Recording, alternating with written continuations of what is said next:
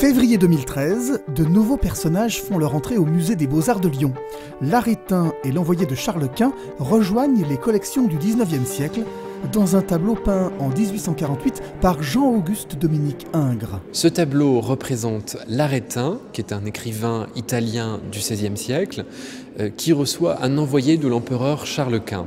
L'Arétin était un écrivain qui était redouté pour sa plume cruelle vis-à-vis des puissants de son temps, et l'empereur Charles Quint a voulu acheter son silence à la suite d'une expédition malheureuse contre des pirates barbaresques.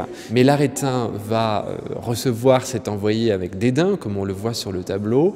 Ingres s'identifie bien sûr à l'Arétin et donc à cette idée de la liberté de l'artiste.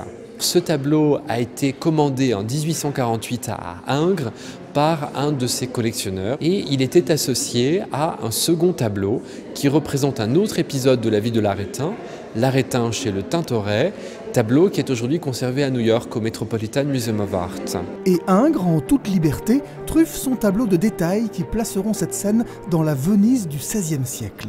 On peut y voir plusieurs tableaux dans le tableau, donc c'est comme une mise en abîme, un autoportrait du Titien qui apparaît sur la gauche, parce que Titien était un peintre très apprécié de l'Arétin, deux autres tableaux, une Vierge à l'enfant, un paysage, et surtout deux nus féminins qui sont sur l'extrême droite du tableau, qui écartent le rideau du lit pour regarder la scène en toute discrétion.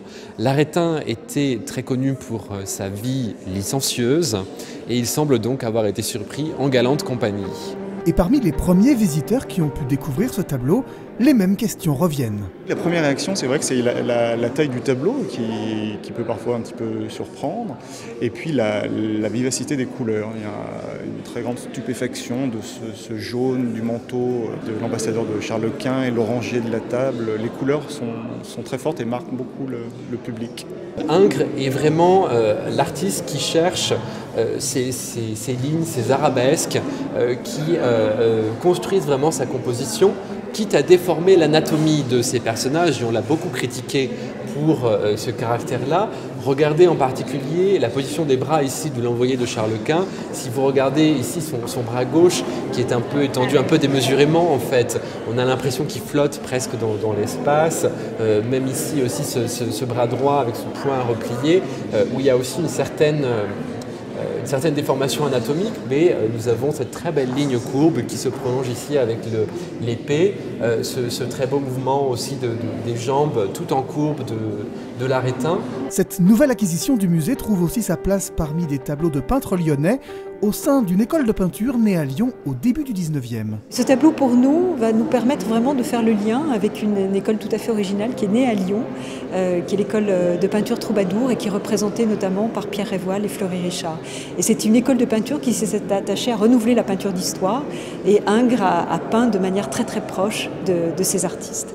Il s'agit donc d'un sujet qui se rattache à une vogue au début du XIXe siècle pour la représentation d'une histoire moderne, c'est-à-dire qui ne soit pas l'Antiquité ou la mythologie, mais qui soit désormais tirée du Moyen-Âge, du XVIe ou du XVIIe siècle. Cette vogue a été initiée par des artistes lyonnais, elle est très présente dans la collection du musée, et ce tableau en offre un très bel écho, je crois. L'Arétin et l'envoyé de Charles Quint sera d'ailleurs le pivot d'une exposition exceptionnelle consacrée à la représentation de l'histoire et présentée en 2014 au Musée des Beaux-Arts de Lyon.